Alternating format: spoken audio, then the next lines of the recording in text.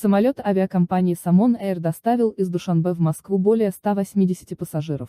Большинство из них граждане Таджикистана. Авиакомпания Самон Air осуществила свой первый регулярный рейс по маршруту Душанбе-Москва 4 апреля, сообщил Азия Плюс директор агентства гражданской авиации Таджикистана Икрам Субханзода.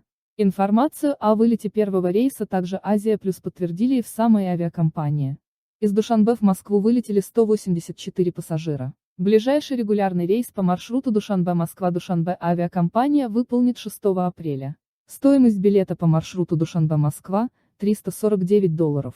Билеты можно приобрести в кассе агентства воздушных сообщений, сообщили в авиакомпании. В агентстве гражданской авиации отметили, что к ним обратились граждане с жалобой на завышенные цены на авиабилеты. В понедельник, 5 апреля, этот вопрос будет обсужден на экстренном заседании, отметил источник.